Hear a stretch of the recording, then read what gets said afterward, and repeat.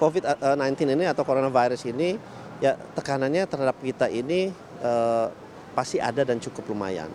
Kenapa? Karena ini berasal dari awalnya dari China. China adalah partner dagang terbesar kita. Impor kita dari China itu 26% dari total impor kita. Ekspor kita ke China juga terbesar 16,7%. China adalah sumber pariwisata nomor 2 terbesar kita sesudah Malaysia. Kemudian juga nomor 2 investor terbesar kita sesudah Singapura. Ya tentunya perlambatan di China yang diperkirakan pertumbuhannya 6% akan turun sampai 5 atau 4,5% akan punya dampak kepada Indonesia. Karena pertumbuhan 1% perlambatan di China dampaknya kurang lebih 0,3 sampai 0,5% dari perekonomian kita.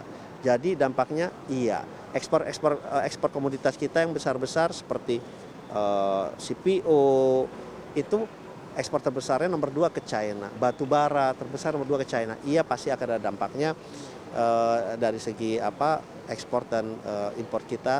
Iya sudah mengalami penurunan.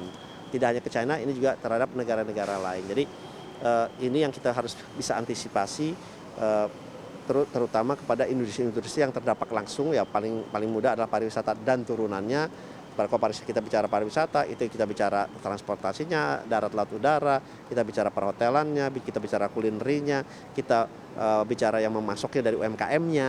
Jadi itu cukup panjang. Jadi antisipasi ini harus kita lakukan dari komunikasi ini, dan antisipasi harus dilakukan dengan cepat gitu oleh pemerintah, dan saya mengapresiasi dan sangat berterima kasih kepada pemerintah yang terutama Pak Presiden yang sangat responsif, sangat cepat mengambil keputusan setelah mendapatkan masukan dari kami, dari dunia usaha, dan masukan dan responsifnya itu benar-benar tepat sasaran ya.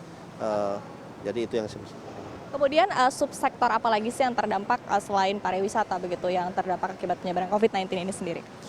Ya tentunya yang berhubungan dengan penjadian bahan baku dan bahan modal kita kan sebagian besar dari China, ya kan, yang sempat mengalami kekhawatiran adalah ya pastinya elektronik. Impor kita paling besar elektronik, kemudian bahan baku untuk tekstil, kemudian farmasi, amoksilin itu juga sempat ada kendala, kemudian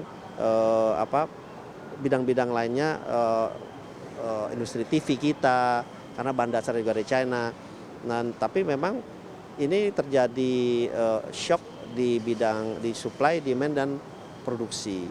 Nah, kalau kita mau cari barang baku kita ke negara lain juga nggak gampang, spesifikasinya belum tentu sama, harganya juga belum pasti lebih tinggi. Ditambah lagi mereka pun juga shortage juga. Jadi memang dampak-dampaknya di sektor manufakturing kita ya pasti ada, di tekstil ada. Jadi berdampak di beberapa industri kalau kita tidak cepat menanggulangi secara cepat ya. Oke, tadi disebutkan kalau untuk mencari barang lain ataupun juga barang substitusi dari negara lain agak sulit begitu. Tapi kalau dari dalam negeri sendiri seperti apa sih? Apakah mungkin gitu kita mengganti barang-barang impor dari China bahan bakunya dengan bahan dari dalam negeri sendiri?